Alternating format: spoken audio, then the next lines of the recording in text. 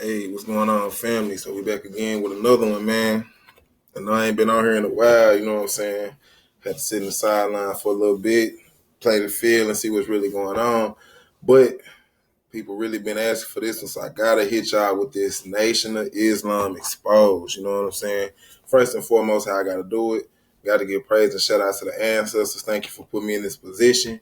You know what I'm saying? Where I can kick this how it's supposed to be kicked to my people, you know what I'm saying? I want to go ahead and give a shout out to all the master teachers still with us and those that passed away. Dr. Ben, Dr. Clark, Ivan Van Sertima, Francis Chris Wilson, Drusilla Dungy Houston, Malcolm X, Khalid Abdul Muhammad. This goes on and on and on and on. You know what I'm saying? Like I say, this the Nation of Islam exposed. Got some powerful information for y'all on this round. You know what I'm saying? Starting with these clowns. All right, let's go. So how we gonna kick this off is we gotta understand, the basis of their operations. You know what I'm saying? So this is the Nation of Islam flag. This is how they identify themselves. You know what I mean? This is they mouthpiece, right? It's the crescent, moon, and star. It's gonna get deep, y'all. Crescent, moon, and star. I'm gonna come on up out of here, family. Now, when you look at the crescent, moon, and star, and I tackled this on my other lecture, I think it was a satanic pedophile, maybe part 4, but over there on Comet Ping Pong, they got the same crescent, moon, and star. Where they get it from, I'm going to show you where they get it from. This Baphomet. This is the devil. You know what I'm saying? And the 5-pointed star is really synonymous with Baphomet when it's turned upside down, right? The man living, wrong. So you see the star turned upside down. You know what I'm saying? They kind of got it offset, but it's turned upside down. It's the devil face, Baphomet, with the moon. See what I'm saying? So that's just that on that. And then if you go over here, I got it, the crescent, moon, and star is also used by witches and the Eastern Star. Now, the Eastern Star, that's a sorority, you know what I'm saying? And I'm going to tackle that Greek culture, that's coming ASAP, fellas and ladies. I'm a man. We going in on all that Pan and Hellenistic and all that good stuff. So, without further ado, I got to get on your boy, not Fard Muhammad, Fraud Muhammad. This is a whole white man who the Nation of Islam called God in the flesh, Allah in the flesh. His birthday, February 26th, is their Savior's Day. So the white man is their savior, y'all. This is the same organization that teach that the white man is the devil. And you right, because this same white man bought you this devil right here.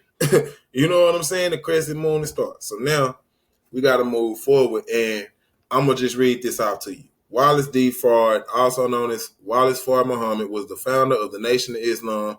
He arrived in Detroit in 1930 with an obscure background and several aliases, meaning he had several different names epitomes that he went by, and taught an idiosyncratic form of Islam to members of the city's black population. They should have said idiotic form, because that's exactly what it is. This form of Islam not even respected over there in Saudi Arabia and shit like that. They don't even respect it. You know what I'm saying? Now it say down here, Fard offered blacks a credo of moral and cultural superiority to their white oppressors. In 1934, he disappeared without a trace. Oh, don't worry about it. I can help you find him. Members of the movement believe Fard to be an incarnation of Allah, God. He's an incarnation of God. That's what these niggas thought. These niggas ain't moved past slavery, really. 1934, you calling the white man God. At least in Christianity, it was just the master. I don't subscribe to any of it, but I'm just saying, like, damn, you jump from the master to the white man as God? What? Members of this movement believe Fard is the incarnation of Allah, and his birthday is February 26th. It is observed as Savior's Day from the Britannica.com. See what I'm saying? This nigga done conned the whole thing, and that's not it. Detroit Metro Time, because I told y'all I was going to show what happened why he disappeared without a trace. In 1930, W.D. Fard, a man who the FBI alleged used 58 aliases during his lifetime, visited Detroit. He was ultimately forced to leave Detroit because of an allegation that he encouraged one of his followers to engage in a ritual of human sacrifice, but perhaps most notably, he was the man that founded the Nation of Islam. I'm going to stop right there. He founded the Nation of Islam. They're like a black man to y'all. He teaching the white man is God. That got to be the ultimate finesse. So now I had a question. I said, man, this nigga always looking at this book. What is this nigga reading? And I found out it's How to Finesse a Nigga. That's what he reading, y'all. How to Finesse a Nigga. He done came to Detroit in the middle of these race relations at an all-time high. You know what I'm saying? Told you niggas some shit. Oh, the white man is the devil. Whole time he the goddamn white man. And it wasn't always called Nation of Islam. It was called the Art of Islam. And they had to change the name because it was a damn voodoo cult. They changed the location from Detroit to Chicago by way of Elijah Muhammad. Okay, now let me show y'all something. This is a journal. This comes from journal. You can look up these people names. You can look up these situations. Okay. In 1932, in Detroit, Michigan, an African-American Muslim named Robert Harris killed his tenant on an altar in his home as a purported human sacrifice to Allah. Who was Allah? Old fraud Muhammad. In the weeks that followed, as Harris was prosecuted for murder and ultimately sent to an insane asylum, newspapers across the country declared that Detroit was home to a voodoo cult and that black Muslims in the city offered human sacrifices to their gods. According to the media, Detroit police asked the Nation of Islam founder Wallace Fard to leave the city due to suspicions that he encouraged Harrison's actions. Elijah Muhammad, who assumed leadership after Fard's mysterious departure, changed the name of the organization and moved the headquarters to Chicago, partially to escape these allegations. I don't know what the other part was for. Now, that was the main reason, because these niggas out here sacrificing people. That's not it, y'all. Here, although Fard had already left the city, the Nation of Islam was also blamed for a subsequent attempted sacrifice in 1937, when another African-American Muslim, Vernon McQueen, was arrested for preparing to boil his wife and daughter alive. Huh? While neither supposed sacrifice could be clearly linked to the teaching of the Nation of Islam, nor even to prominent members, these allegations would have long-lasting and far-reaching impact on public perception of the Black Islamic organization. Over the next 40 years, the media, the police, and even scholars would recount these alleged sinister origins of the Nation of Islam, when their mysterious leader, Wallace Fard, Wallace Fard purportedly encouraged the practice of human sacrifice and served as the high priest of a voodoo cult. Facts. Look up old Robert Harris. Look up what's his name there? James Smith, right here. If you read down here, these are damn FBI agents telling him to read what's in that damn book. Here's my authority. Wallace Farad, head of the Order of Islam, what it was called before the nation, explains from his Bible to detectives the working of his cult. It was an offshoot of the Order of Islam, which led Robert Harris, a Negro, to slay James Smith in an occult rite. Police charged Farad hell. Uh-oh. Here goes read all about it. Black Muslim founder exposed as white. And who is that? The cracker himself. Y'all, did that look like a black man to y'all? Anything like it? Oh, I didn't think so. Next. All right, so now we're going to deal with one of his underlings. Oh, Elijah. Now, he's the fool. Y'all can say whatever the hell y'all want to say. This is the clown who had the honorable and masterful teacher Malcolm X assassinated, along with him and his other minions. Okay? In April of 1964, Malcolm X embarked on the Mecca pilgrimage Muslims are obliged to take. He will visit other African nations too, including Ghana and Egypt. That's what changed his life. When he went to Ghana and Egypt, East and West Africa, that changed him. Following the Mecca journey, he converted to Orthodox Islam, and decided to leave the Nation of Islam. See, that's why, because that shit ain't real Islam. Them niggas reading out of the fucking Bible. They mention Jesus more times than Muhammad. They not even, you know what I'm saying? It's not real Islam. Bottom line. Let me come on back in here, family, so y'all can feel me. Hold on, let me go back. I'm gonna come on in so y'all can feel me. That's an offshoot. That's exactly what it is, an offshoot of real Islam. I don't subscribe to none of it because I know where they got all of it from. But what I'm saying is, he realized he was being fooled. He realized after he talked to Elijah and he came to us because he loved Elijah. But if y'all ever seen that movie Malcolm X, he asked Elijah about them little girls that wound up pregnant, saying that he was the father. And this nigga said that he was, it wasn't going to be no more after him. And he had to plant his seed in fertile ground. You sick, nasty, old son of a bitch, you. That's what you are. You sitting up here using these young girls, manipulating their head to get what you want. All in the guise of religion. Okay.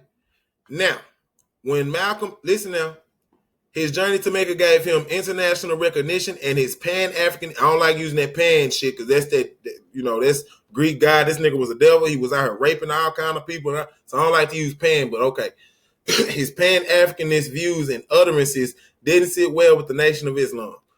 When Malcolm X exposed Elijah Muhammad for being a pedophile and about Elijah Muhammad having 8 children with 4 different teenage personal secretaries and collaborating with anti-agents who didn't have black people's best interests at heart, the die was cast. What does Malcolm mean by that? The Nation of Islam was meet with the KKK. That's how they got that land.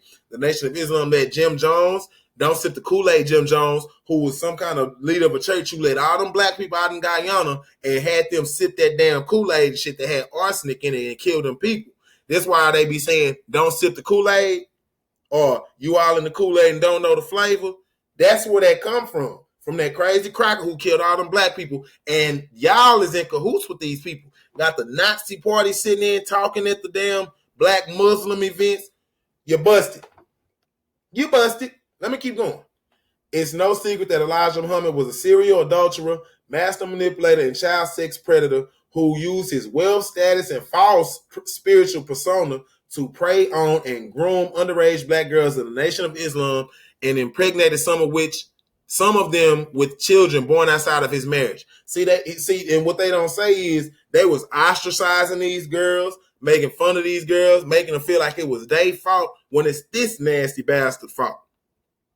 Because they don't want it to get out. They wanted to make it seem like it was all allegations and they just lying, calling them whores, all kind of stuff. Listen, in fact, Malcolm X investigated Elijah Muhammad's child sexual abuse of underage girls, outed Elijah Muhammad, and stood in defense of Elijah Muhammad's victims, even when they were slandered by the Nation of Islam. Next. Now, we need to understand, again, like I say, the basis of this operation. See, when your God is doing certain things, and your prophets are doing certain things, it's okay for you to do certain things. See what I'm saying? Look here. This is what I mean. Muhammad, age 51, with his favorite child bride, Aisha. I don't want to hear that it was back in the day and it was okay. I do not want to hear where the times have changed. I don't want to hear it. This was no spiritual shit. I don't want to hear any of that. You cannot make this right. I don't care who you are or what you try to say. You cannot make no 51-year-old man fondling and fooling with no damn 6-year-old. It don't even uphold in the court of my goddamn mind that this is okay. Now, I know it don't go on yours. Look, Muhammad will take a bath with the little girl and fondle her. In Bukhari 6:29b. I don't listen. You go look up these damn scriptures of whatever that Sunnis, Saras, I don't give a damn what they call in the Quran or Islamic concepts. You go type that in Google, and you can see exactly what it say. Okay? Don't come to me talking about why you put, nigga, I put it there because it was written down by one of you old crazy cooped out niggas, religious leaders or somebody, God, supposedly. See, when there is no damn way that a righteous man or a righteous God would say that this kind of shit is okay. This is not okay. It's not okay for a grown man. Shit, these niggas that's Hillary Clinton and them. Obama and them running around 40, 50 years old with these little old damn kids and shit, man. Why they don't try that now? Muhammad deflowered prepubescent Aisha when he was 54 and she was 9. 9. He's 54 and she's 9. In Islam, rape, marriage, and divorce of prepubescent children is allowed. Quran 65:4. Muslims, in fact, Allah himself considered Muhammad to be the ideal man. See? So God is ordaining this shit. Listen, the reason why you keep hitting that religion, and I've got to say this, that the religion is the fucking problem, is because when you go to a fucking corporation and it's something not right with a cashier or somebody not treating you right, you know who you go to? You go to the head of the corporation. Go to the head. Who's the head of religion? God, or Allah in this case. I don't give a damn what you call him. He needs to be held accountable for what his people are doing to these folk, these little kids. Okay? And if you cannot understand that, then you need to get your ass out the way and let the real people come to the forefront who really care about people's well-being, because you are the problem. You're the problem. Okay? I need you to understand you are the problem with us. This is the reason why we can't move nowhere. Because we got silly niggas who make excuses for the sickest shit. Now, so you can understand where old Elijah Muhammad get his old backwards teacher from. This is why that clown is all flim flam. Look at him. You see him all twisted? Because he got twisted. He got a twisted brain. The nigga mind is messed up. And niggas say, oh man, ain't nothing scrambled. Your mind scrambled. Your brain is scrambled. Something ain't right up here if you ain't understanding what the problem is. Okay. Now, I'm going to let the master teacher tell you himself what was going on in the Nation of Islam. Hold on. And I had stated in a newspaper article about an effort to take my life back in January, and at that time the Muslims denied it. Why are they threatening your life? Well, primarily because they're afraid that I will tell the real reason that I'm out of the black Muslim movement, which I never told. I kept to myself. But the real reason is that Elijah Muhammad, the head of the movement, is the father of 8 children by 6 different teenage girls. 6 different teenage girls who were his private personal secretary. The one who first made me aware of this was Wallace Muhammad, Mr. Muhammad's son. And it was their fear that if I remained in the black movement, and this came into the knowledge of his followers, that they would leave him and follow me. A plan immediately was set in motion to take me down, put me out,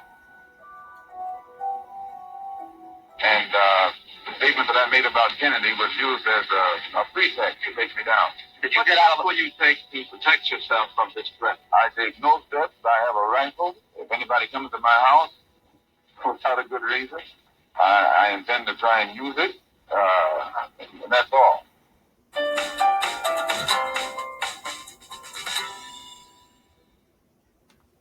Okay, so we heard that.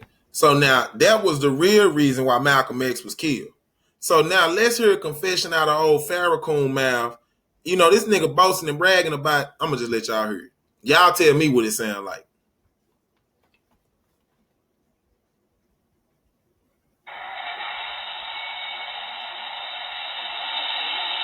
Yeah, I love Elijah Muhammad enough that if you attack him, I have to kill you. Yesterday, today, and tomorrow. You hear him? And I'm not a killer. But neither are you. But if somebody attack what you love, each one of you in here will become a killer instantaneously. Am I lying? Mother, let somebody look like they're attacking your child. There's a woman who fought a bear because the bear snatched her baby. And she ran the bear down, screaming until the bear dropped her baby. Love casts out fear. We don't give a damn about no white man law when you attack what we love.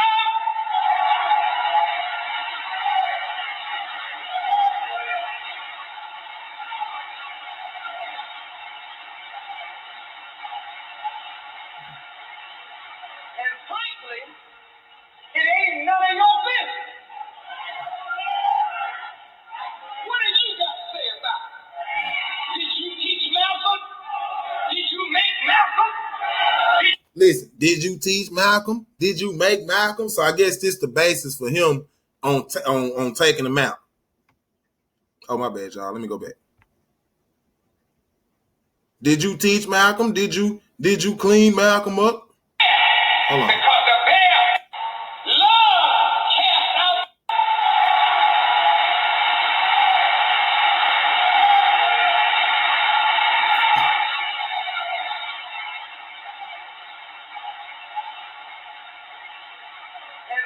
honestly, it ain't none of your business. What do you got to say about it? Did you teach Malcolm? Did you make Malcolm? Did you clean up Malcolm? Did you put Malcolm out before the world? Was Malcolm your traitor or was he out? And if we dealt with him like a nation deals with a traitor, what the hell business is it of yours?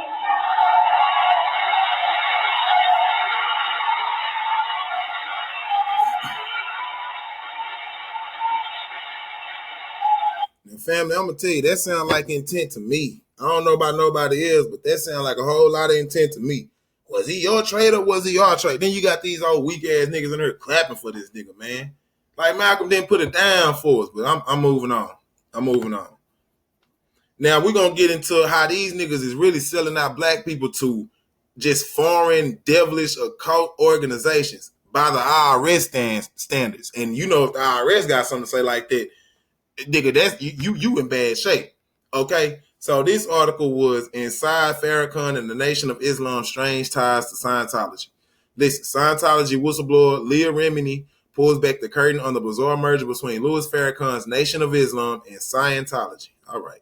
Let's see what Farrakhan has to say about the founder of Scientology, L. Ron Hubbard. During a sermon in Chicago on July 1st, 2012, Farrakhan proclaimed to his occultites, acolytes, whatever, I found a tool that I know can help us, and I thank God for Mr. L. Ron Hubbard, and I thank God for his research and teaching. So he thanks God for the teaching for Mr. L. Ron Hubbard. So I'm guessing that the teaching that's in the Quran and shit, or the Bible, whatever, is not good enough for him. God teaching ain't good enough, and he got to go out there and do something else with some devilish occultist organization, which we're going to prove without a shadow of a doubt in these next couple of slides, okay? And he says he done found the tool that he know can help his people, or the Muslims, which is the books in this process called auditing that's supposed to be good for, you know, the people. Family, when I show y'all what this madness about, y'all should just, man, here we go. We finna go on in.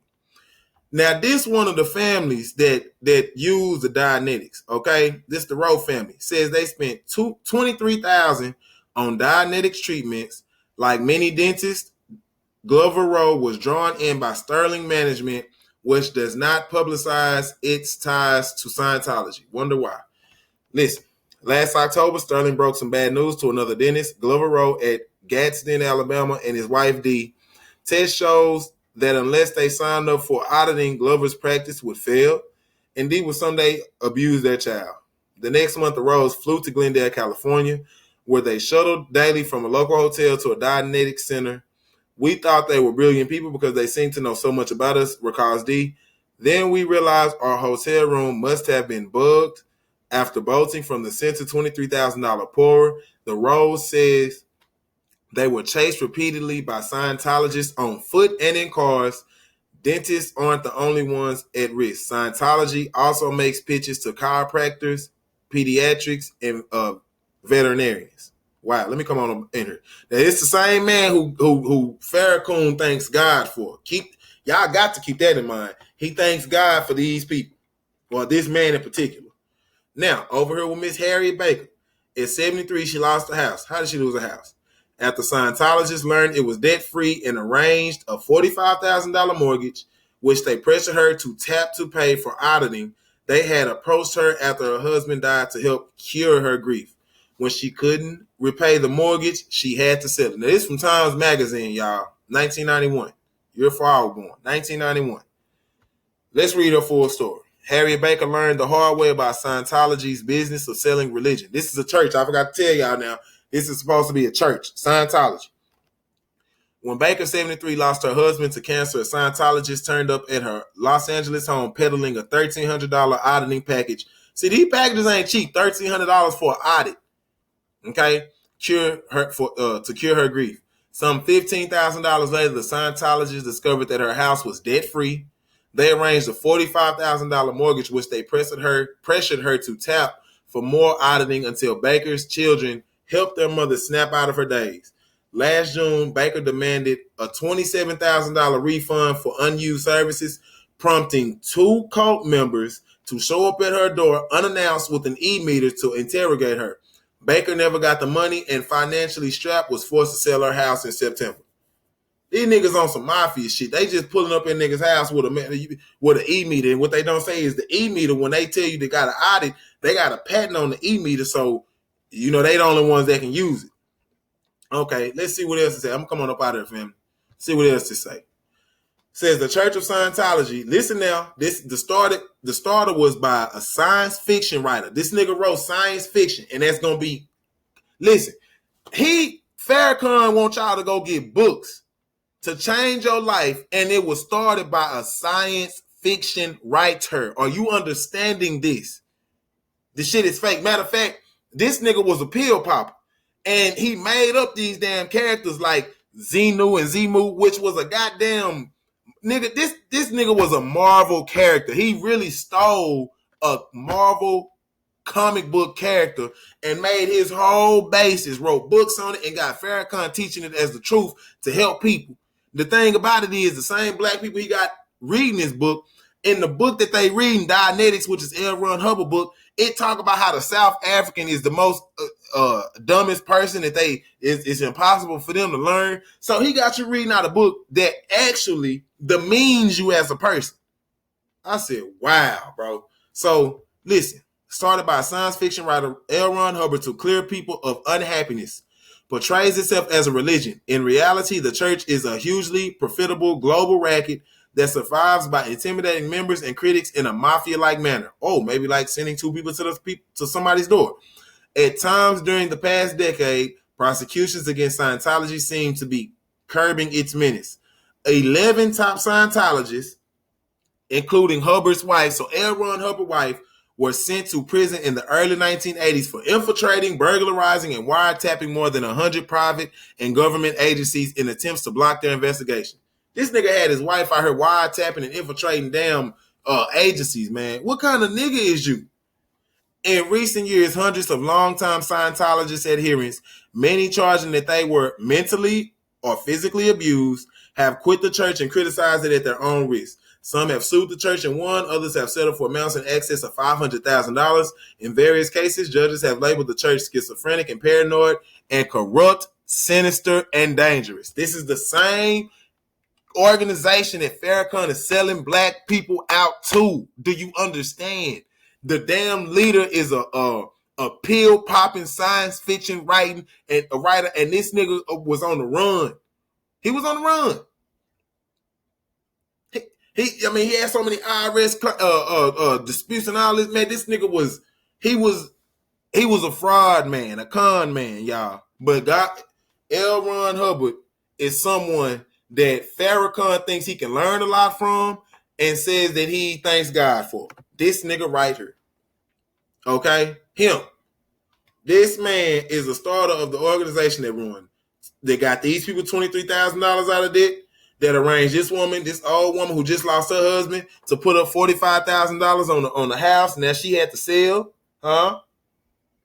Sounds devilish to me. Now, we're going to move along because we're going to fade him to the background, but bring up another important point.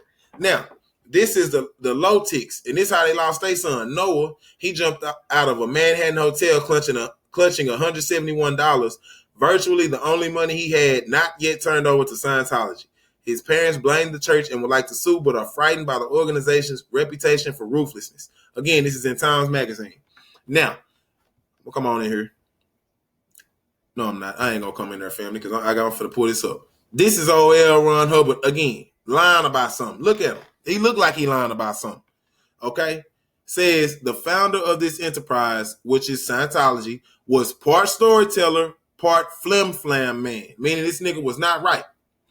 Born in Nebraska in 1911, Hubbard served in the Navy during World War II, and soon afterward complained to the Veterans Administration about his suicidal inclinations and his seriously affected mind. Now, this nigga right here who had said that he went to the Veterans Administration for suicidal inclinations and a seriously affected mind is writing books for Nation of Islam on how to heal themselves. Are y'all hearing me? What the entire fuck is going on? Okay. Nevertheless, Hubbard was a moderately successful writer of pulp science fiction. Years later, church brochures described him falsely as an extensively decorated World War II hero. He was lying. Who was crippled and blinded in action, trying to make himself sound good, but the reason why you got out is because you said you had suicidal inclinations and seriously affected mind. See?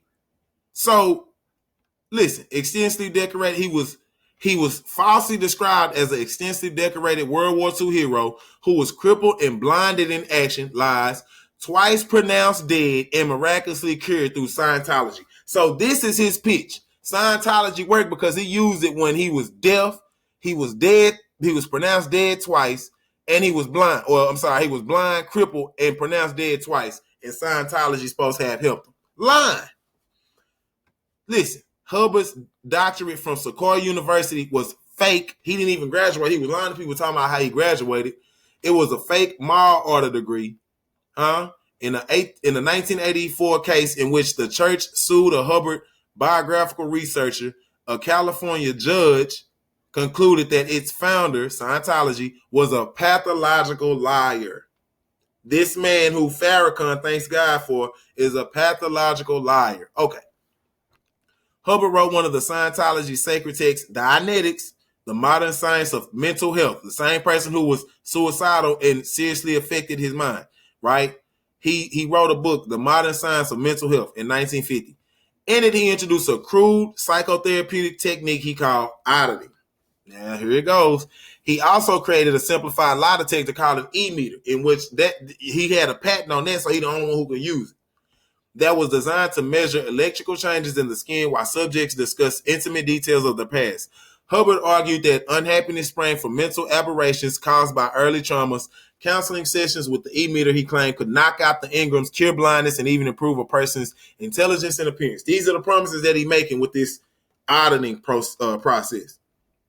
Look, Hubbard kept adding steps, each more costly. So every time you go through another phase, you got another one that costs more. It costs more. These damn, what do you call them? I guess, little sit downs that they was having. Each session, each session was like $8,000, $10,000 a damn session. You know what I'm saying? These niggas was tapping them $1,000 a session. Different things. See, and the thing is that let me come on back in here.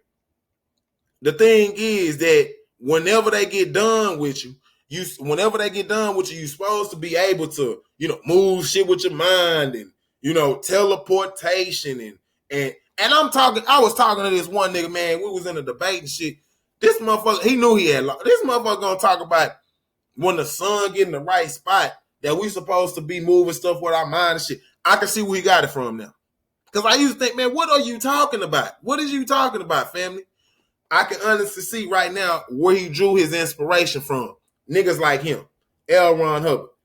You gotta steer clear from these knuckleheads. It's a lot of people out there who don't know what the hell they're talking about. I got to let you know that. All right. Now, this next part is key. Two reasons, and I'm gonna show you why. Hubbard kept adding steps each more closely for his followers to climb. In the 1960s, the guru decreed that humans are made of clusters of spirits called thetans, who were banished to Earth 75 million years ago by a cruel galactic ruler named Xenu, Xenu. He also called Zemu. Now, that's where the Moors, I'm not talking about the Moors who was actually in Spain and the white folks called them because they mean black. I'm talking about them damn Moors, like from the Moorish science symbol, M-U-U-R. Them kind of niggas who claim that they really the white people and shit. See, because L. Ron Hubbard also had that Atlantis. He was heavy on that Atlantis shit. And see, that's why these Negropeans talk about they indigenous to North America and shit. Listen, America was a damn icebox at one point, meaning it was froze, my nigga.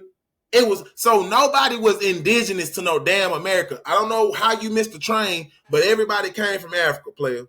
Everybody came from Africa. So this shit about y'all was, in one landmass and it's situated in America. Stop the madness, man. Stop.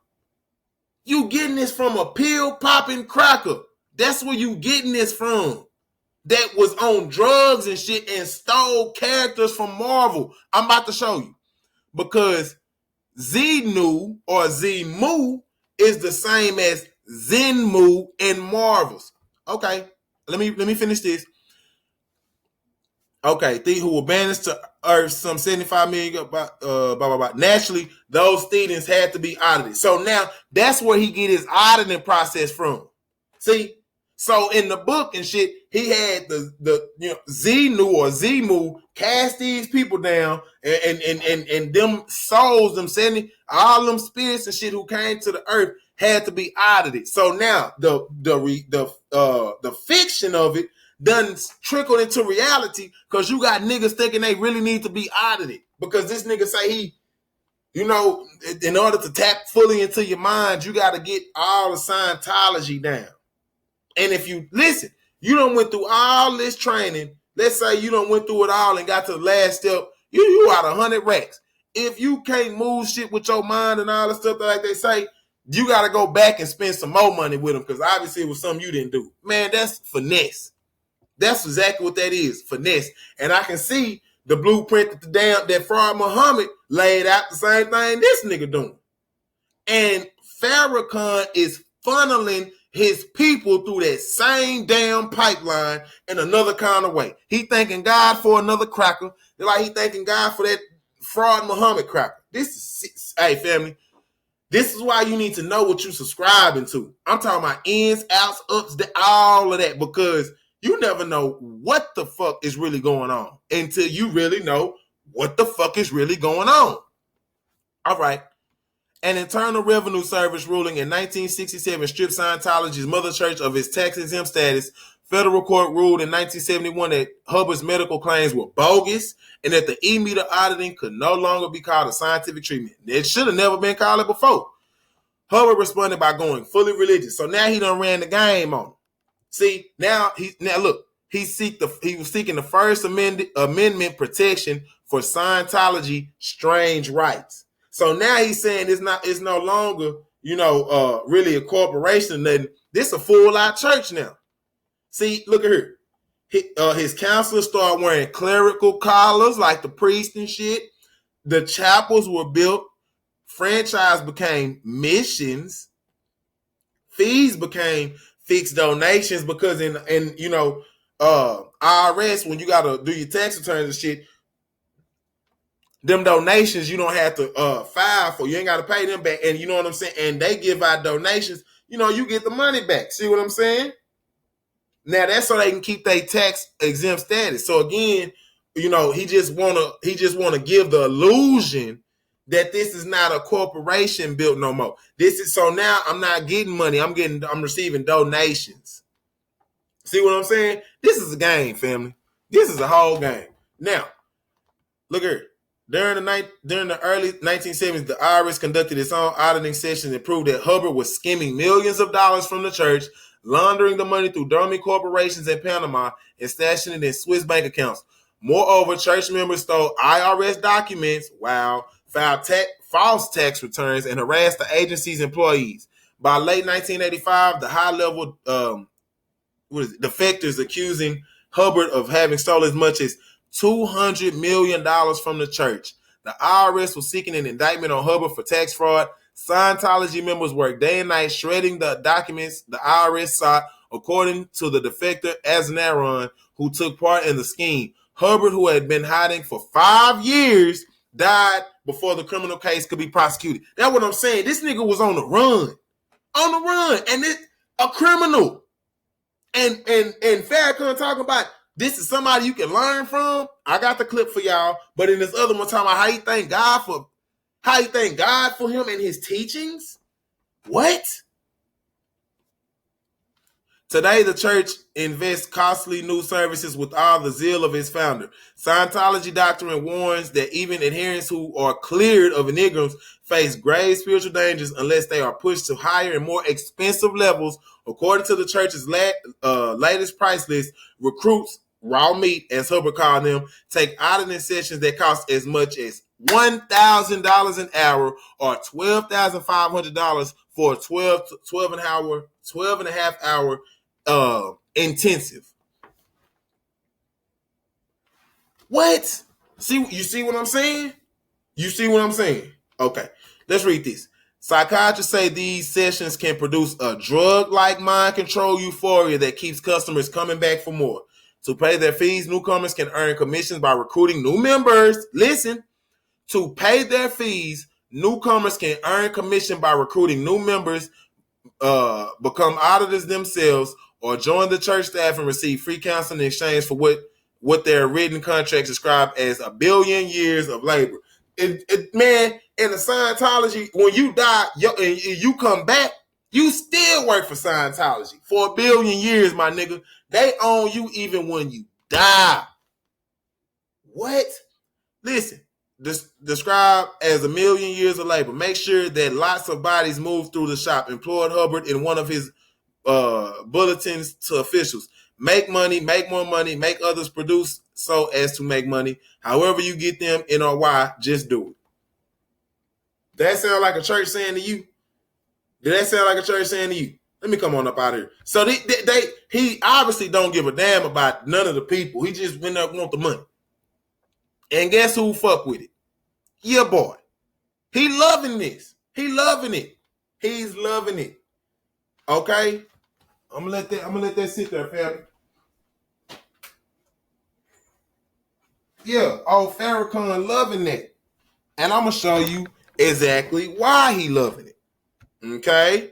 Now, before I do that, this is the Xenu or Zemu that your boy L. Ron Hubbard created. See? A whole alien, some old science fiction shit.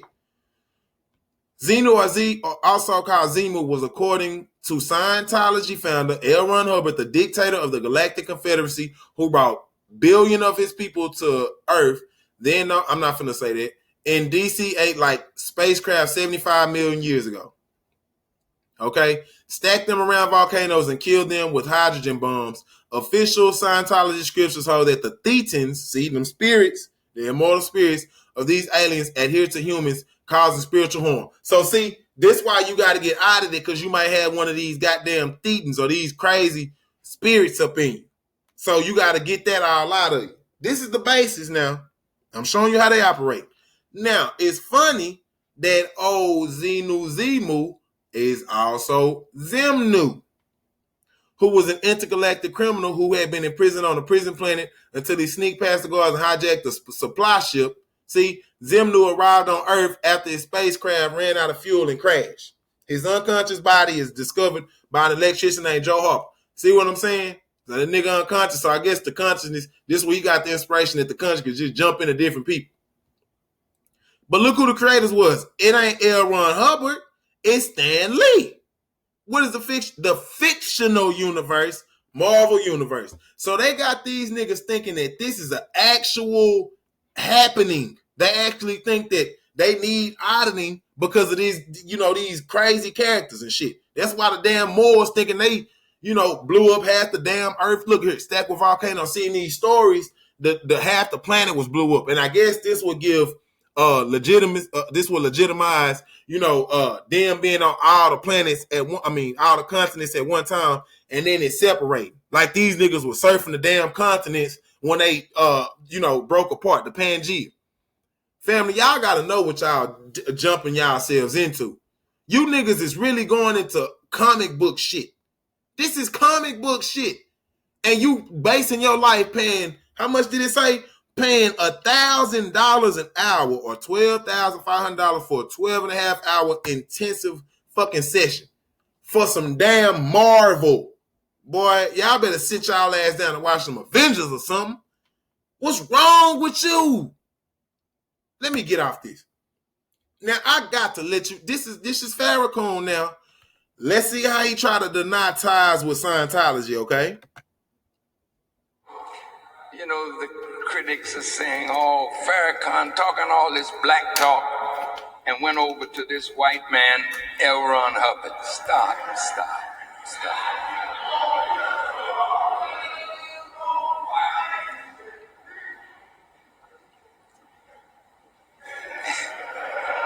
If it weren't so silly. Nigga, because that's what you did. You went over there fucking with him. You thank God for him. What is you talking about? Let me keep going. I am you. I haven't changed my religion. And family, he a damn lie, because in the Scientology, when you go read about it and shit, once you become a member of Scientology, you a member for life. You can't even join no other, organizations or nothing like, or religions or nothing, nigga. So quit. See, he know his people don't look this shit up.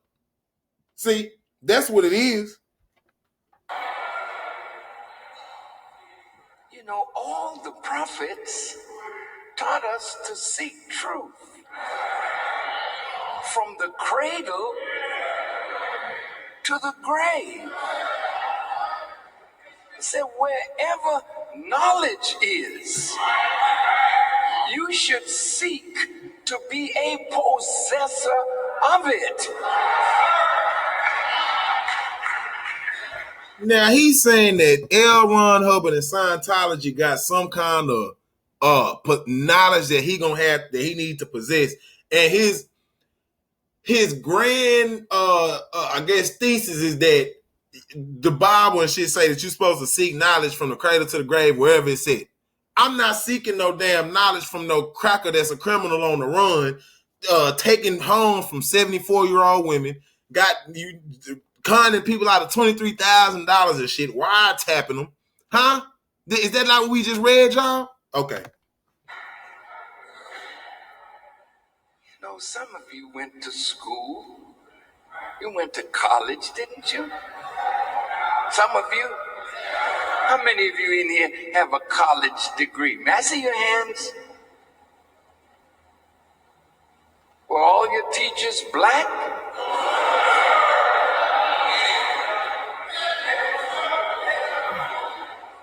And hold on, y'all. Is that a cracker right there? I'm sorry. What is that? Look like one back there too. And one back. Is that a cracker? I think that is. Okay. And this, okay. Okay. They weren't. You mean to tell me you sat in a class with a white professor and got you a degree, and now you're working for white people, getting a salary? Did you ask your teacher, how many times have you called black people nigger?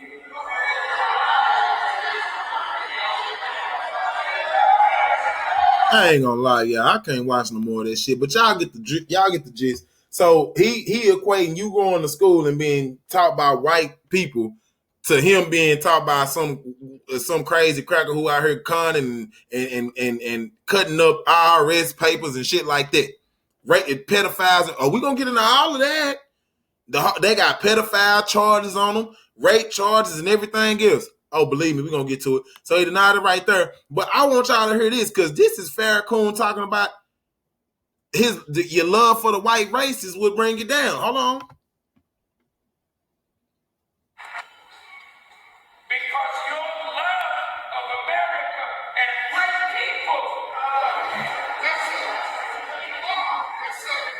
caused you to suffer every kind of indignity. Oh, so in one instance, love for white people has got you suffering from indignity. In another instance, you can learn from white people. Hold on, y'all. Please, if I missed something there, then y'all let me know. But that sounds like a bitch ass nigga to me. One instance, y'all. One instance, you ain't got no dignity because you fucking with white people. In another instance, you're actually learning from white people. You're actually thanking God for white people. You're thanking God for white people and their teachings. That's what we read a while ago. Okay, I just needed to make sure that I was on the same page as the family. Now, I don't want to hear from you no more, Coon. Now, we're going to get into this article which says the Nation of Islam updates on money, sexual abuse, Jesus, and L. Ron Hubbard. Now, this is by the Scientology Money Project on September 21st, 2018. It says, this video of Mr. Farrakhan opens his indignant declaration that he didn't get a dime from Dianetics or Scientology. In fact, he recalls the Nation of Islam had to spend a lot of money to buy the books for Dianetics, which is a motherfucking lie. We're going to get to that in a second. So he said he didn't get no money from Dianetics, y'all. Zero. Nope, not a dime. Funny he said a dime because a dime is 10, right? We're going to get into that. Mr. Farrakhan then goes on to defend Dianetics by arguing that it will help members of the Nation of Islam overcome the trauma of sexual abuse. However, Mr. Farrakhan ignores is that what Mr. Farrakhan ignores is that the Church of Scientology covers up rape, sexual abuse, and even pedophilia. Wow. And listen. Do you know who's a prime promoter of Scientology? Tom Cruise. You know who we got in there with him? Will Smith and Jada. You know who was on that damn Epstein list? Will Smith. And now they coming out with Will and Jada into all kind of crazy shit. August Alsina done figured out he in the mix. You know, and see, this is the downfall and dangers of idolizing these people. See, I want that Jada and that Will love. You niggas talking about y'all want to be down like Jada. You know, Jada up here talking about how her and Tupac used to get down and shit. You know, that's none of my business. Niggas run their household like they want to run it. But my problem is when you niggas glorify and try to make that epitome or the vision of what the cultural family is supposed to be. These niggas' kids is throwed off. You know, you got Willow, who I don't know what she's doing. You got little Jaden, who running around with Tyler, the Creator. Twitter fingers talking about boyfriends and shit. You know, at that point in time, family, I don't give a damn how good your movies is. I don't give a goddamn what you stand for. Nigga, your family is a reflection of you. If you is on that crazy shit, guess who's gonna follow right behind you? Your kids, your family. Them Smiths, let me get comfortable. Them Smiths, I don't trust them. You and that Scientology, and we just read what Scientology is about. You and that Scientology with that cracker Tom Cruise, and Tom Cruise all on your woman. He all on her back, and you know what I'm saying? Come on now. Then you cool with August Alsina. I don't know what he's doing, y'all. Because I'm not in the bed. But from what I'm hearing, is a whole lot of shenanigans. You understand what I'm saying? A whole lot of extra shit. I'm done on that. Now, the Church of Scientology covers up rape, sexual abuse, and pedophilia. This begs the question, why is Mr. Farrakhan looking for help with sexual abuse from a group that covers up sexual abuse? That's a great question, Anonymous, because I don't know your name, but whoever you are, great question. Mr. Farrakhan should demand that the Church of Scientology first cleanse its own house and expel all known rapists, child molesters, and those who have committed spousal abuse or domestic battery. The minister should demand that Scientology stop covering up these crimes and sheltering the criminals simply because they are Scientologists. Because you know what that sounds like to me? It sounds like you selling your fucking people out. Nigga, you was a damn Judas goat. You fattening frogs for snakes, nigga. You was a bitch-made nigga. You know that these people, and they crackers too, you know they ain't got no moral standpoint or moral compass when it come down to black people, and you just throwing your people into the slaughter. You whole nigga, you. I don't respect Farrakhan. I don't respect none of them niggas. I do not. And I'm going to tell you like this. I see how y'all niggas got down on Malcolm. I see how y'all got down on Khalid Muhammad. I wish you whole niggas would try to run up on that bullying shit with me. Nigga, I'm not going out like that, my nigga. You understand what I'm saying? I keep me some gremlins, my nigga. You understand what I'm saying? So y'all that bullying shit, you niggas is exposed, man. You niggas is exposed. And like I said, fuck with me. I'm not going out like that. I promise you that. You niggas been feeding our people to them hoe ass white folks for the longest. Dealing with KKK, dealing with Nazis, dealing with Jim Jones. You dealing with everybody other than your own damn people. Man, let me move on. Now, here you go. Now, he said he didn't take a dime or no money, which is 10 cents. Let's look at this. Mr. Farrakhan specifically rebuts the oft-heard claim that he personally makes money from Dianetics and Scientology. The basis of his denial refers to the fact that the Church of Scientology pays 10% commission to its salespeople who are called field staff, ministers, or registrars whenever they sell Scientology goods and services to others. So yeah, you've been selling us out. for your own, not us, because I don't fuck with no Muslims or I don't fuck with none of that. I don't subscribe to no pale man religion. You niggas out here calling a white man Allah in the flesh. Nigga, you should be ashamed of yourself. And anybody who watched this after this and you still subscribe to that madness and say that cracker on Savior's Day is your savior, you need to, man, man, I don't got no love for no nigga like that. I ain't got no love for no nigga like that. That's on everything, y'all. I don't fuck with no character like that. Okay? You can't sprinkle shit on goddamn sugar and tell me it's a goddamn decadence. You can't do that with me. You done dressed this white man up, called him Allah in the flesh, and think that I'm supposed to accept it just because I don't know what make you think I'm accept that. Now, he getting paid. Y'all do, it's about 40,000 plus members in the Nation of Islam. 40,000 on 10%, you do the math. And on different ways you can get it too. You can get it by selling the books or selling them niggas to that audit and shit. And $23,000 a damn, well, shit, $1,000 a damn trip to the audit, 10% on that time, whatever you bringing in, that's a hell of a lot of money. That's a hell of an incentive for a nigga to say, I thank God for a motherfucking sex offender. Say, I thank God for somebody who run, nigga, this nigga say Aleister Crowley was his good friend. For you niggas who don't know about Aleister Crowley, this nigga was a nigga who did rituals and shit, called himself the beast. He called himself the devil. He had a page or a chapter showing you how to sacrifice a child. Do you niggas think that you will be calling him your good friend? No. Well, L. Ron Hubbard calls Aleister Crowley, who was sacrificing children, his good friend, and guess who said they thank God for L. Ron Hubbard? Your boy, motherfucking none other than himself, old Farrakhan. Look at him. Money, money, money. What he saying in his head? Bitch, I'm in my bag. Bitch, I'm in my bag. That's what that nigga saying. Now, this old crazy ass kooky L. Ron Hubbard. Look at this cracker. Look at this cracker. Look at this cracker here. See, look at here. Let me come on up out of here, family, so y'all can see this. See, these are these old lost Negroes. I like to call them, now these the real lost sheep that y'all be talking about. Lost sheep, don't bad. They don't know where the fuck they at. Don't know where they going. Huh? NOI members recognized for using Dianetics Auditions Day ceremony. Again, like I say, this same book tell you that African people are uneducated and unable to learn. See the volcano? Where they talking about the damn nigga was surrounded by volcanoes and blew up half the goddamn world. See, this is where they getting it from, y'all. And listen, let me come on in here for a second. Gotta do this.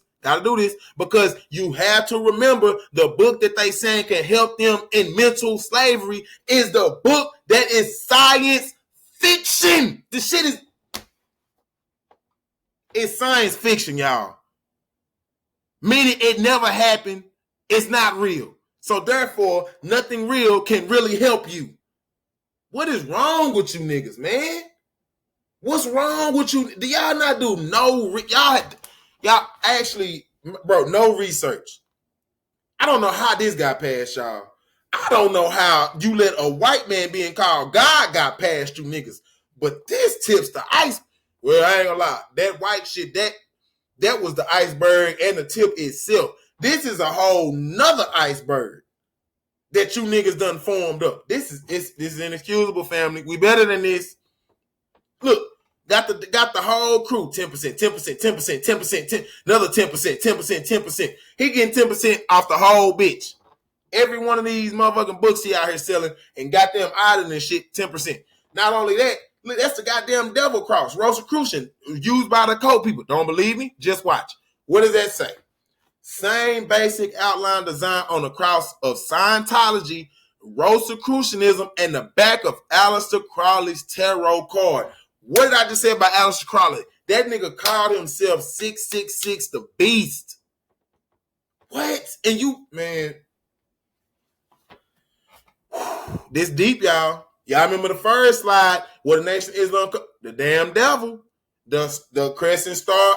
You see, y'all gotta get into symbology. You got to get into the symbolism of this shit because that's how they hide their intent. They tell you God this, God that, God this, God that. What God is something you need to ask? What God are you talking about?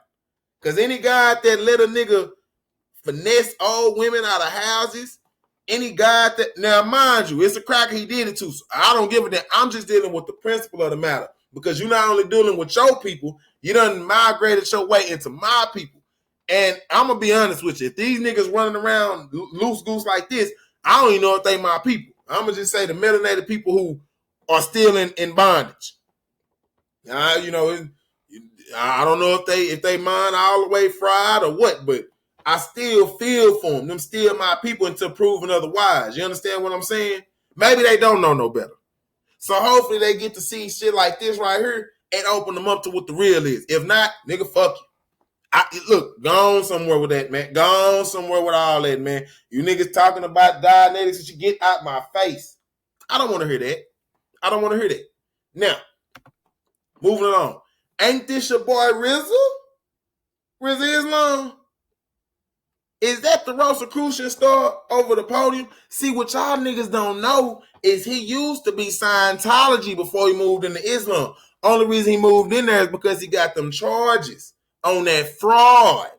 Not only that, they was going over there with them kids and saying that they had alcoholism, abuse, and all this kind of shit. Wasn't nothing wrong with them kids. They was using them kids for vouchers, getting money off of them, fake insurance claims and shit. Oh yeah.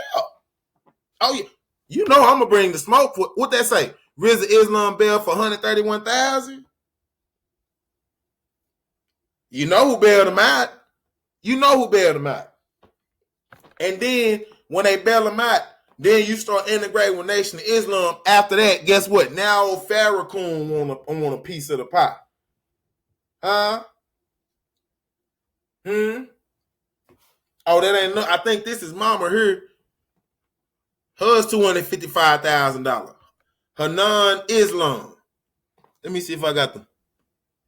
Let me see if felony. Big felony. Got his name, Ronnie. That's his not Ronnie. He out there committing big fraud. Hold on, y'all. The date he was booked, 10/1/2019. October, November. Okay, never mind. I'm finna say that shit. That's close to damn. Well, yeah, it damn about time we hit with that damn what is it called? That COVID. See, a lot of shit been going on around there. People y'all don't even know about, man. Hold on. Now, see, and I'm not just gonna come with one thing, baby. You know I got them court documents. You know I got the court documents. You know I stop playing with me. Insurance fraud. Ronnie Stephen RZA Islam Nimlat Islam and George Edwin Newby III assisted. What it say? Prepared and made a written statement that was intended to be presented to an insurer in connection with and in support of a claim and payment pursuant to an insurance policy, knowing that the statement contained false and misleading information, a material fact in violation of action. That. Not finna deal with that. Now tell me that ain't real. Felony complaint for arrest warrant. Oh, here goes another one. You wanna look? There go all the. Look at that. Look at that. Warrant issued. Filed October 20th, 2019. The people of the state of California. Felony complaint for presenting false medical claims. Another one. This the first count. This the second count. False medical claims. What did it say? Okay, intent to defraud, execute, and I don't know what the rest of it is. But y'all can go look that up. It's public information. So while y'all niggas talking about RZA Islam got the answer to this, man, RZA Islam was stealing from that nigga Pharaoh, man. Niggas a fraud. Come on, bro. Now, listen, here go more in depth in that dime that Farrakhan never got. Listen to me now. The troubling connection between Scientology and the Nation of Islam. The extent of the integration of Scientology into the Nation of Islam is demonstrated by the fact that members of the Nation of Islam are not only practicing the religion of Scientology, they are also becoming ministers and ministers in training of the Church of Scientology. How do you become a minister? How did they say? To go out there and sell they shit, to profess and get people into them audits. That's the exact same thing Farrakhan is doing. And when you go read the mission statement for the Church of Scientology, once you are in the Scientology, you no longer belong to any other faction or religion. Them is facts. Them facts. You cannot listen. You cannot debate that. So if Farrakhan is pushing that Scientology shit, that nigga is a Scientologist. I'm sick of you niggas, man. I'm sick of this shit. The connection between the two groups goes far deeper than just a gala or a naming ceremony. One of the stars of Leah Remini's docuseries, Aaron Smith Levin. Now, these are people who were in the Church of Scientology. These is not people who just, these are people who were in it and know what the fuck is going on. Laid out the financial connection and the incentive for the Nation of Islam members to become involved in the Church of Scientology and vice versa. Smith Levin explained to me, listen, Louis Farrakhan is entitled to personally receive 10% commission. That same dime he didn't do nothing, he wasn't getting sent. Come to find out it's a dime of 10% worth. Nigga, 10%. 10% is the commission on all money NOI members pay for Scientology auditing and 15% commission on all money NOI members pay for Scientology courses. Let me repeat that. Louis Farrakhan is entitled to personally receive a 10% commission on all money NOI, Nation of Islam members pay for Scientology auditing and 15% commission on all money NOI members pay for Scientology courses. I don't know what Farrakhan's compensation plan is within the NOI, but with 40,000 plus NOI members, the relationship between the NOI and the Church of Scientology, Farrakhan stands to personally earn an awful lot of cash. Yes, he does. Look at him. That's why he preaching that Dianetics so much. I'm going to get on up out of here, family. That's why he preaching that Dianetics so much, because there's something in there for him. Y'all better wake the fuck up.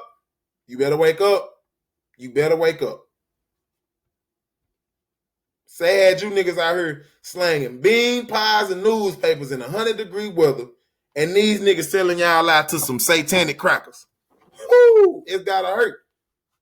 100-degree weather in a damn suit. And a damn a bow tie.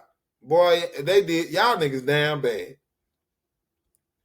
Now, see the thing about old Farrakhan, again, I can't fuck with when he had my nigga Khalid Muhammad off. See, let me tell y'all a story about this. See, Muhammad didn't hold his tongue for nobody. Khalid Muhammad didn't.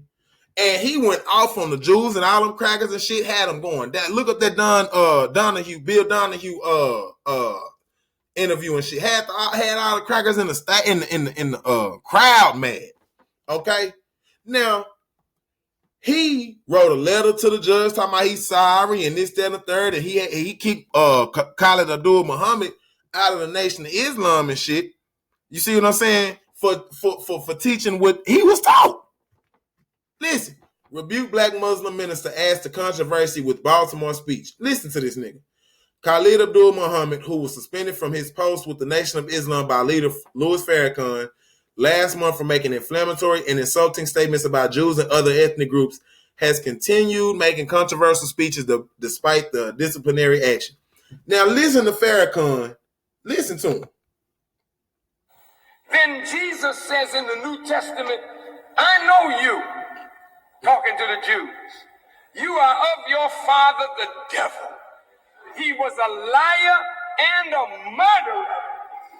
And if you look at that white man, he's a lying thing and a murderous human being. There is no human being on earth that has murdered more living things than the Caucasian. He's a murderer and a liar. Take it or leave it, brother. You cannot accept dark rule. So God is ending your world. And the only way, white folks, you can come out of this, because you cannot be reformed. You cannot reform a devil. All the prophets tried and failed. You have to kill the devil. What are you saying, Farrakhan?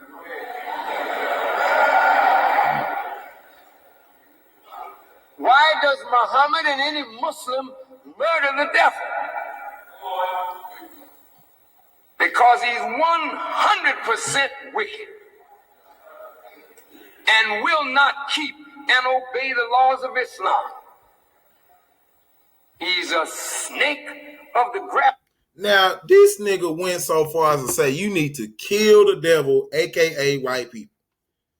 It don't get too much more radical than that. This nigga said you need to kill him. I know y'all heard it. I know you heard it. So you kick my boy Khalid Abdul Muhammad out for preaching and giving the same energy that you giving these niggas. Man, when Khalid Abdul Muhammad seen that, man, I could just imagine his face was this right here. Like, you old hoe ass nigga. Like, nigga, you kick me out for some shit you talking. What? All right, so now we're going to some more hypocritical acts, right? We're going to get to the forgotten history of these Muslims. Because what y'all don't understand is Mecca was not always there. It wasn't. Listen closely. Islam is a new religion. That shit was brought out like in the 700 AD. That means it's not even a BC religion. It's not. Stop. Y'all, you got to stop lying.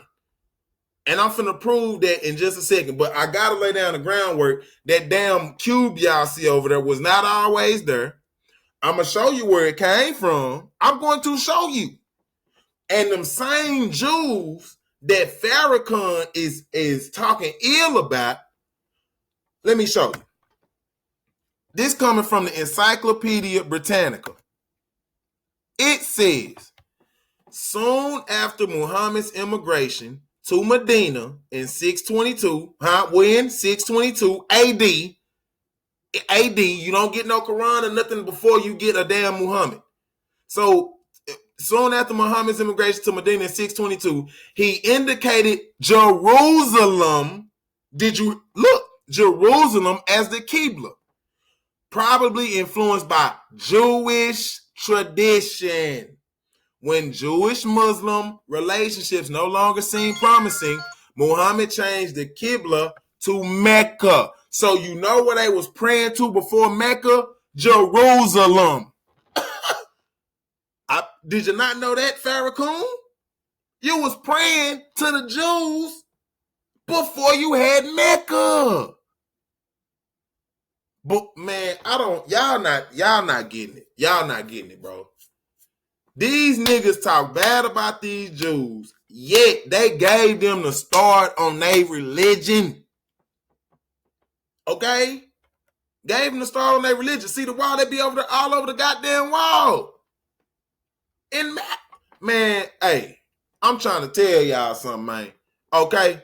So I know niggas didn't know that. And I know people are in dire doubt. You can go look this up as many times as you want. And when you look this shit up, I'm going to show you what your face going to look like. You're hurting. You're hurting. I know you're hurting and your head spinning. Because you thought you had some kind of God-given religion, some kind of chosen religion. Man, you just a flunky Jew. I hate to tell you, you're a flunky Jew. That's what you are. All right. Now, just to add insult to the injury, I gotta show you. This is the Mecca, the block, and y'all walk around it 7 times. You go around it 7 times, right? I'm finna show you why you do that. Because the white boy wrapped his arm up 7 times and got the block on his head. That's the Jew right there. I done busted you niggas. Let me come on back in here. I gotta come on back in here. I got to. Family, your niggas is busted. Y'all ain't nothing but flunky Jews. Bro, like I told y'all, our religion is the same, but when I can break it, when a nigga can break it down to you like that, that's irrefutable, family.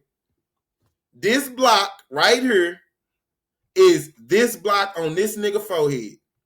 The times you go around this damn block is 7 times.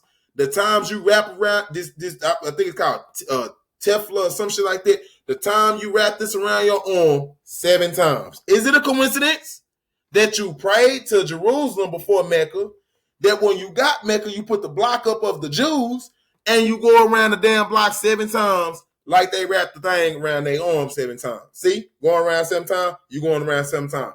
Not only that, you got the black womb in there. Y'all, this shit get deep. And to be quite honest, the Jews, listen, the Jews are got the Sabbath day, right? Which is Saturday. I'm finna go there now. When you go around that box 7 times, that's according to Saturn rings. That block, listen, in the middle of Saturn, it's a box, a hexagon. See what I'm saying? And they call Saturn the black sun or the black cube. You can look this shit up. They call Saturn the black cube and the black sun. Are y'all understanding? This shit comes straight from Jewish customs. It comes straight from Jewish customs. These niggas got Sabbath day, Saturn day, Saturday, Satan day. I'm just saying, Saturn is an anagram for Satan. I gotta go there with you. Santa, I know this kind of Santa is old Saint Nick, right? If you look up in the dictionary what old Nick mean the devil. I'm telling y'all, fact check me. Go back behind me and look this shit up. This is real deal, baby. You're not getting this nowhere else. These niggas this the same religion. When you flat pack a damn cube, a cube net makes a cross. What is the religion for Christianity and the symbol? The cross. When you fold the damn cross up, what do you get? A cube. They the same damn religion. It's the same thing. The only niggas who don't know that is you. That's sad. I just gave y'all some profound information, man. This is profound. So when they go around talking about how they hate each other and shit, man, that's for the layman. That's for the poor nigga. That's for the people who don't know that this is all coincided. You a Muslim, you is a flunky Jew. Bottom line, I don't want to hear it. You can get mad disprove me. Disprove that this ain't the same damn block sitting on this Jew head, and this ain't the same time you go around a damn with Keebler. I'm sick of you niggas. I'm tired of this. Now, I want y'all to listen to the hate in this man for white people, but then I want to show you something else. You see what I'm saying? Hold on, let me go back. Them Jews didn't want to hear nothing he had to say. He gave up on them. And that's why it's written in the scripture, I know you. You are of your father, the devil, and the lust of your father ye shall do. He was a liar from the beginning and a murderer, and he abode not in the truth, and he's the father of lies. My word has no place in you. He gave up on it. He knew he couldn't reform them devils. And I'm telling you today, we can't reform these white folks. So ain't no use in getting it in your heart and your mind that we're going to reform white people. 1 out of 1,000 may believe. But hell, why waste the time? Let God do the searching. I ain't got no time to search for no cracker that believes in him. No, no. Don't think hard of me, you tender-hearted, foolish brothers and sisters of mine. Don't think hard of me. What the hell do I look like? Going to them that killed Jesus, rejected Moses, rejected Muhammad and all the prophets. How the hell am I any better than they? Am I going to convert them? I'm not a damn fool. I'll spend my life knocking your head against the truth because I know you're going to come up. You may not like what I say, but you can't argue with me. I'll whoop your head coming and going with the truth. You just don't like me, but that's all you can say. And then look at, I don't had enough.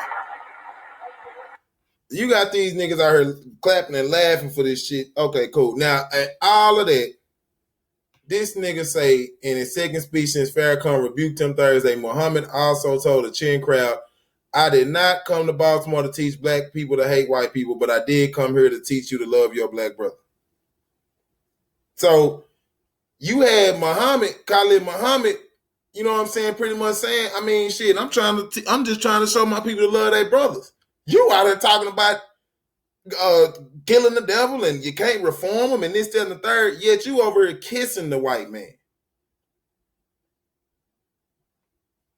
Boy, Farrakhan, the gig is up. We know we've been long now that you've been compromised now, Farrakhan. You compromised. Okay? And then he got that damn part in his head. He trying to put that, like that white boy. See, that's why they all got their hair all slicked back with the part, because they trying to mimic Allah in the flesh, the cracker. Oh, fraud Muhammad. Not fraud Muhammad. Fraud Muhammad. So this my thing. You niggas will sit here and call a white man God. But when a nigga try to tell your black woman is God, you niggas got a problem with that.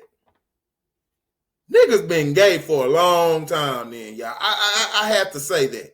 I have to say that. What's going on, y'all? I'm gonna go to the next slide. I'm not even trying to figure that out.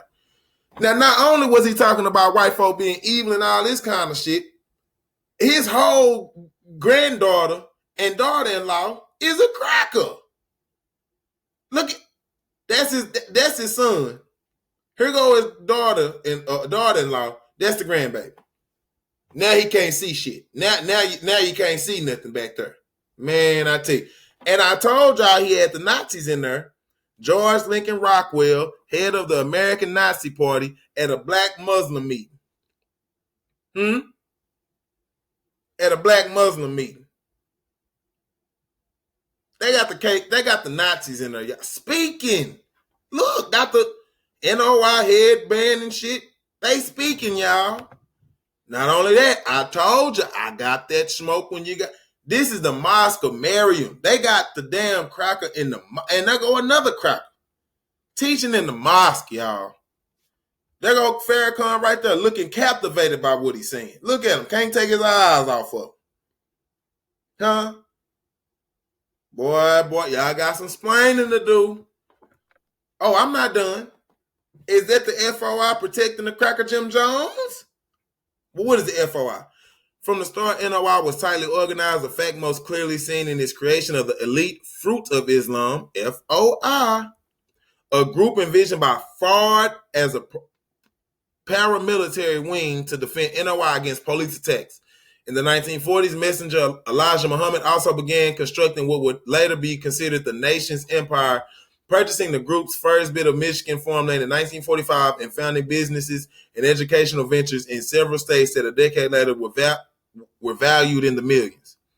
I wonder how they got that damn that land. We'll find out.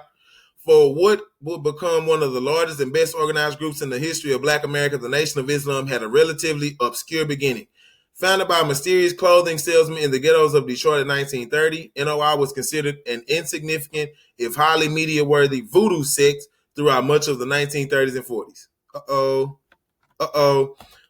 Founder Wallace D. Fard, according to the FBI, other aliases include Fard Muhammad, Wallace Dodd, Wallace Ford, Wally D. Ford, Wale Ford, That's funny, Wale. And Wallace Farad. And his messenger and successor, Elijah Muhammad, preached a hybrid creed with its own myths and doctrines. See? Like the tribe of Shabazz and shit. These niggas, man, these held that over 6,000 years ago, the black race lived in a paradise on earth that was destroyed by the evil wizard Yaqub, who created the white devil through a scientific process called grafting. Fard and his disciple preached of a coming apocalyptic overthrow of a white domination, insisting that the domination of evil was to end with God's appearance on earth in the person of Fard. See? Look, the meaning of evil was to end with God's appearance on earth. Who was God's appearance? It was Fard Muhammad. They calling again, the white man is God. Lord have mercy. And when you go to like the Moorish, the damn, like the questions that who is the devil, the white man. They got a whole book of this shit. Niggas say, well, what is black? Black means death. What is white? White means pure. Pure means God. God means ruler of the land. That's what they think. This is what these people think. But they ain't gonna say that the black man is God and the white man is the devil. How the hell you saying that? But your doctrine teaches black is death. Black is, I don't know. I mean, come on, y'all. What the hell? I'm not even gonna. This is the point. I'm not even gonna read the rest of it. But y'all got the drift. Now here you go. Klan figure met with Farrakhan. The former head of Ku Klux Klan in California said today that he headed a white nationalist delegation that attended a speech here last month by who?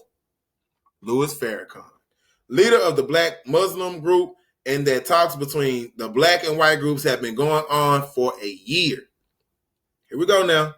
The former Klan leader, Thomas Metzger of San Diego, said that he and 9 members of his organization attended the Farrakhan rally here September 14th as guests of Mr. Farrakhan, and that they contributed $100 to support the Muslims' cause. Wow. From Judy Cummins in New York Times. All right.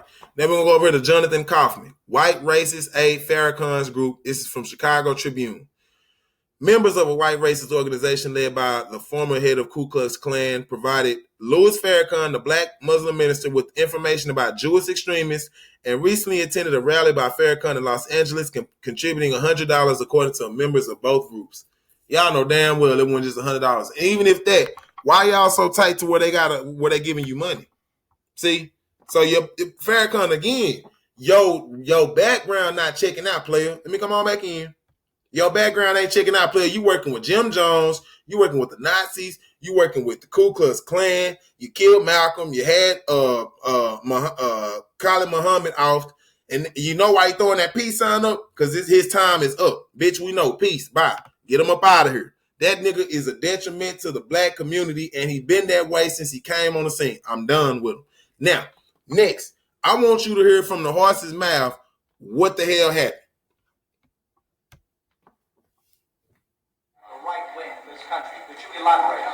I mentioned the conspiracy between the Muslims and the right wing in this country. I know for a fact that there is a conspiracy between the Muslims and the Lincoln Rockwell Nazi and also the Ku Klux Klan. There is a conspiracy. Describe this conspiracy. Well, the Ku Klux Klan made a deal, or were trying to make a deal with Elijah Muhammad in 1960 in the home of Jeremiah X, the minister in Atlanta at that time, who was president, the minister in Philadelphia. They were trying to make a deal with him to make available to Elijah Muhammad a county, a size tract of land in Georgia or South Carolina, where Elijah Muhammad could then induce Negroes to migrate and make it appear that this program of a segregated state or separated state was feasible. And to what extent these negotiations finally developed, I do not know, because I was not involved in them beyond the period of December 1960. But I do know that after that, Jeremiah, who was the minister throughout the South, could roam the entire South, and the Klan not bother him in any way, shape, or form, nor would they bother any of the black Muslims from then on, nor would the black Muslims bother the Klan. Are you inferring then that because of this conspiracy, the attempt was made upon your life? The attempt could have been made upon my life. Are you inferring that because of this conspiracy, the attempt was made on your life? Not necessarily that conspiracy. The attempt was made upon my life because I speak my mind and I know too much. And they know that I was speaking whether they like it or not. That's right. That's right. See, Malcolm was a real nigga from the jump. Am I urging my followers to take action against the Muslims? No. No. All right, that's enough there. Y'all get the gist. But the whole thing is, family, y'all see what time it is. And just like I told y'all back then, all that land and shit, fraud and Elijah and them had going on, they got it from the KKK. They got it from setting up with shit with white folk. That's bottom fucking line. You heard that from Malcolm. Because Malcolm was in and he told it, he said straight up, I was in one of the meetings with them. After that, I ain't do no more dealings with them. So this is what he meant when he said they fool with anti-black groups that don't have black people at the best interest of their heart. That's facts. Now, Elijah Muhammad, Louis Farrakhan, and the Nation of Islam. Listen now, when Malcolm X turned against the messenger as the rift between them widened, he accused the NOI of having entered a secret agreement with the American Nazi Party and Ku Klux Klan. We just seen the Nazis sitting there talking at they damn shit, at they their gatherings. If you ain't got no dealing with them, what they doing there? Okay. I know for a fact Malcolm X told the press a week before his assassination that there is a conspiracy between the Muslims and Lincoln Rockwell Nazis and also the Ku Klux Klan. Okay. Concerning the latter, Malcolm referred to a series of negotiations between the Klan and the NOI, which had been conducted at the home of Atlanta NOI minister Jeremiah X in 1960. Malcolm said that they were trying to make a county-sized tract of land in Georgia or South Carolina available for the Muslims, thereby making the program for a separate state feasible. He said that he himself had taken part in one of those meetings in December 1960 and had reported back to Elijah Muhammad. Malcolm continued to deny any further knowledge of the outcome, but alleged that the nation could from then on operate without hindrance in Klan territory in the South, and that the whole direction of the NOI changed. See? The whole direction of NOI changed. While it formerly had been militant, the NOI became oriented to the accumulation of wealth, in effect disarming the black struggle. Set them up. Led them astray, set them out to dry. In addition, Klan historian David Chalmers reports that in 1964, the said Jeremiah X attended a daylight Klan rally in Herd Park, Atlanta. Suspect, because even, back then, they shit, and was praised. Listen, he attended the damn park in midday and was praised by Imperial Wizard Robert M. Shelton. FBI files confirmed Malcolm's testimony regarding a meeting between Klan officials and NOI leaders and report that it took place in Atlanta on January 28, 1961. Malcolm was to have stated that he had 175,000 separatist followers and that they were soliciting the aid of the Klan to obtain land. What? They working with the Klan to get land. And the FBI confirmed this. You got Jeremiah X who can go to a Klan rally, broad daylight, and the Imperial Wizard recognize and praise you. Then 175,000 separatist followers, and that they were soliciting the aid of Klan to obtain land. Wow. Carl Evans, who views John X. Ali as the FBI's man in the top leadership of the NOI, notes that Texas multimillionaire and far-rightist Harrelson Lafayette Hunt began funding the NOI shortly after John X. Ali's ascension to the post of national security early in the 1960s. So here you go. You got this Texas multimillionaire all of a sudden want to fund and give money to this organization now. See, that's how you do it, y'all. Instead of it looking like you getting bribed off, you give, donations or charity. You do shit like that. So it masks the real reason how you getting this money to operate on the level you operate. You got to know that. Now, listen, this is what I'm saying about the hair. This nigga want to be a white man and want his people to be a white man so damn bad. This nigga actually out his mouth. I'm not even gonna say it. I'm gonna let him say it. I gotta go big time for this. So Shabazz was not permitted to stay in that area, so he took his family into the jungle of East Asia, which we now call Africa, to make a people close to nature. And the Honorable Elijah Muhammad said, this is the origin of kinky hair. Because we didn't have kinky hair prior to that. The hair on our head was like the hair on our eyebrows. The hair on your eyebrows straight, the hair on your head is not the same as the hair on your eyebrow. But the hair of every other people is the same as their eyebrow. Your eyebrows. Are you listening to this, y'all? Your hair on your head should be straight like the hair on your eyebrows. Like just like everybody else's. Now listen to where you're going with this. Straight, your hair, something different. Wouldn't you like the hair on your head to be as straight as the hair on your eyebrow? That's why you so busy frying it. And then look at these mindless motherfuckers. Look, just he talking bad about black men, black women. And they just sitting there smiling and laughing and, oh yeah, oh, this is funny. He's right, man. That's why you so busy pulling it. Because your nature tells you that the kink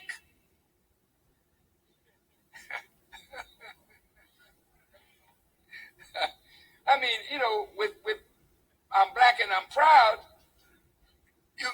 we got to learn to be proud of kinks. Because most of your family of other black people on the earth, jet black. They didn't have no broad nose and thick lips and kinky hair. They were dark-skinned people, jet black. But they had straight hair, a thinner lip, a thinner nose. But we are marked as a different kind of black person. And we were rejected and despised, not only from the circle of the gods, but we were despised and rejected by all the other dark people of the earth. This is why today black people with kinky hair and broad nose and thick lips are rejected in every society. I want you to hear me well tonight. Yes, sir. Why are we rejected? Because the essence of beauty is in obedience and submission to God. And the essence of ugliness is when you rebel against God. And when you rebel against God, in your rebellion, you are marked with a certain mark of your rebellion, which is the disfigurement of your internal self, which manifests in the disfigurement of your external self. And this is why when you look at our people, wherever we are found on the earth, you find us either disfiguring ourselves physically because we are disfigured on the inside because of rebellion.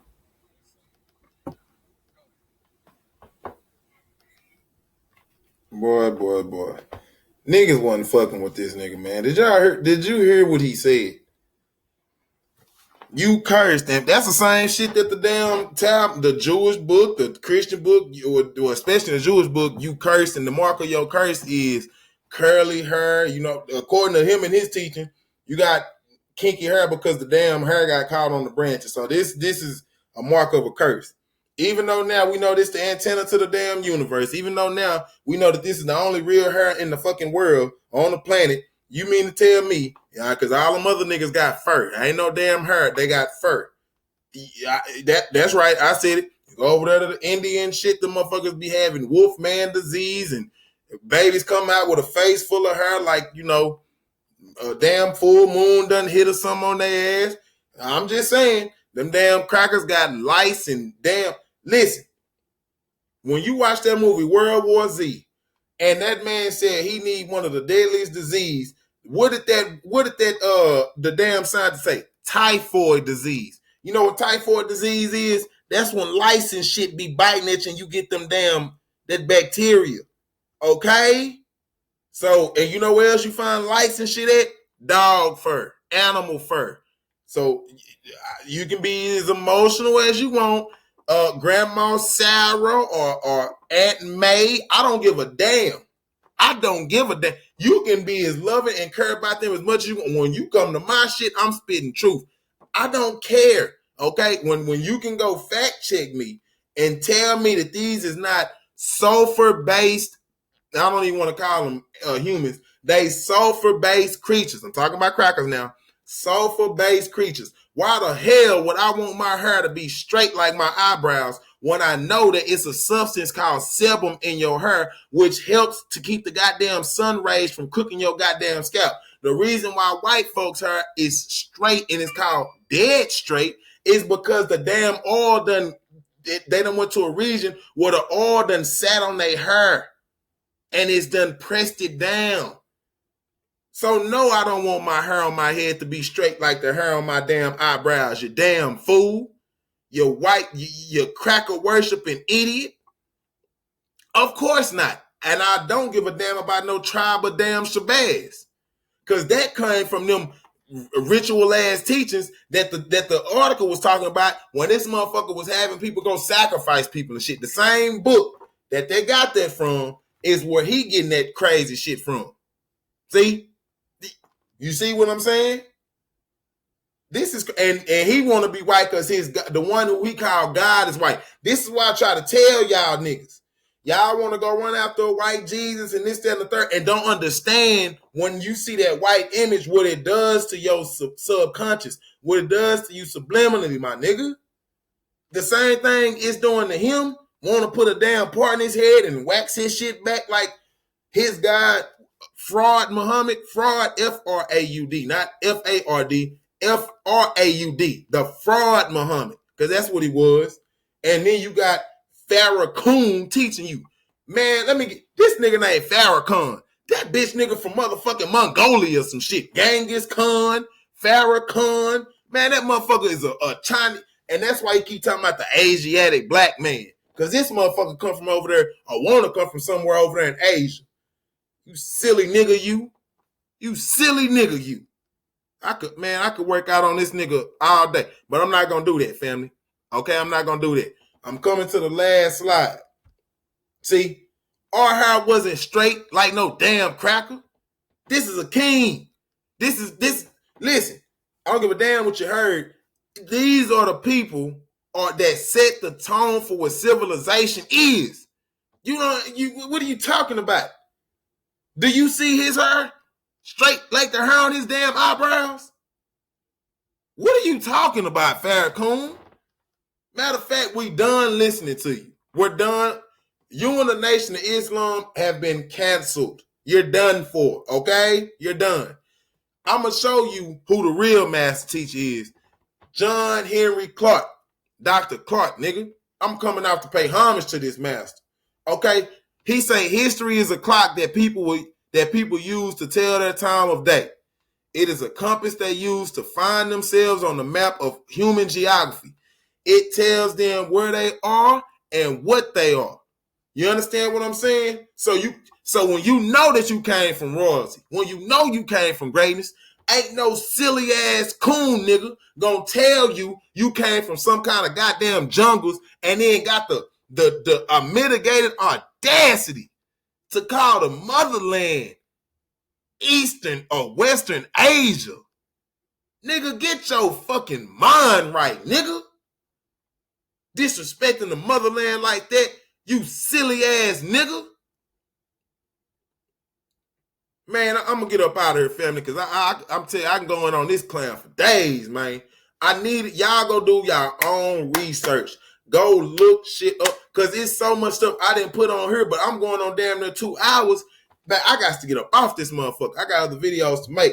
And old Farrakhan ain't gonna get another damn minute of my time. Not another breath out of my goddamn lungs. You bitch ass nigga, you. You done turned on our people. You're selling them out. And then you got the audacity to try to make us feel bad about being the first people on earth. You want to get a credit to some old mongoloid or a caucasoid, some old mutant from around the Caucasus Mountain. Man, somebody should. Family, I'm gonna go ahead and get up out of here, man. I know it's been a while, but I'm coming back on more frequent now. I'm gonna drop this one. I got another one for y'all either this week or by the end of the weekend. Family, I love y'all. Know your enemy. Sometimes it ain't always that. Well, it is always the cracker. But you got forms of enemies in different forms other than the cracker. You got these old chocolate cockazoids you got to watch out for. You understand what I'm saying? They sound good. They wear 3-piece suits, but they some hoes. All right, fam. Now, until next time, y'all be safe.